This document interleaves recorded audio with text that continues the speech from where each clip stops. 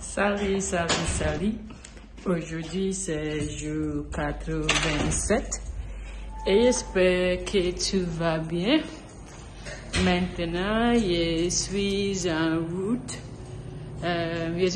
En route d'aller la fête de la Nation. C'est comme une fête de musique dans ma ville qui est organisée chaque été. Il y a beaucoup de musiciens différents. J'habite ici depuis 4 ans et aujourd'hui, ça va être la première fois que j'ai participé dans cet événement. Oui, mais ce n'est pas le sujet pour aujourd'hui. Aujourd'hui, je voudrais parler sur si est-ce que c'est important de payer pour un service, comme peut-être tu voudrais apprendre quelque chose. C'est important de payer quelqu'un d'enseigner ou c'est mieux que tu essayes d'apprendre toi-même. Au début, je pense que si c'est possible d'apprendre toi-même, fais-le. Mais maintenant, j'ai aussi apprécié l'importance d'avoir un enseignant ou quelqu'un qui peut t'aider dans le coup.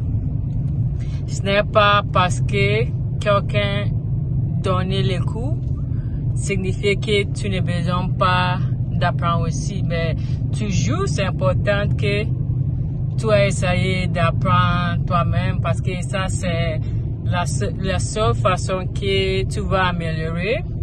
Mais si tu as un professeur, c'est très vite parce que tu as gagné beaucoup de temps parce que le professeur a déjà appris et il va donner le cours. Si tu fais les erreurs, il y a quelqu'un qui peut te corriger.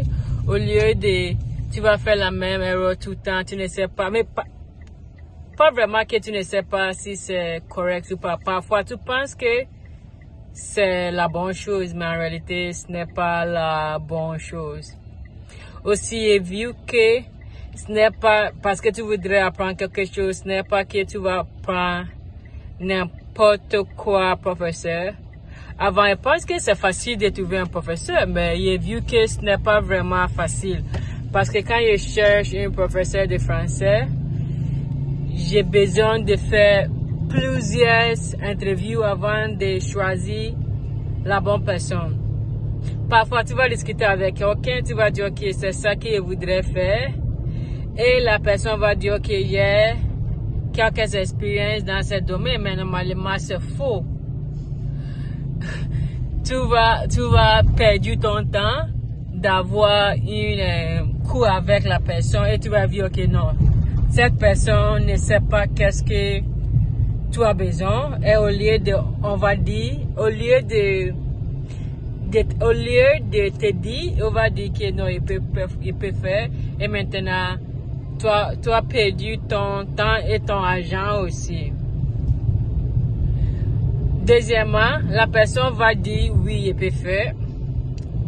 Tu vas faire l'interview, pas vraiment l'interview, mais c'est important tout le temps de faire un premier coup, de trouver si cette personne peut faire la chose qu'elle a dit ou toi, la bonne sentiment. Parce que c'est important aussi d'avoir quelques sentiments et de sentir bon quand la personne va donner le coup.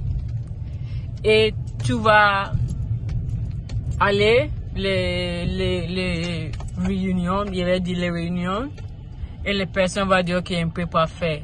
Et dans ma tête, il dit que si tu ne peux pas faire, pourquoi tu n'as pas me dit, mais pourquoi on fait cette réunion? Mais oui, la vie est très drôle ou étrange, mais c'est tout.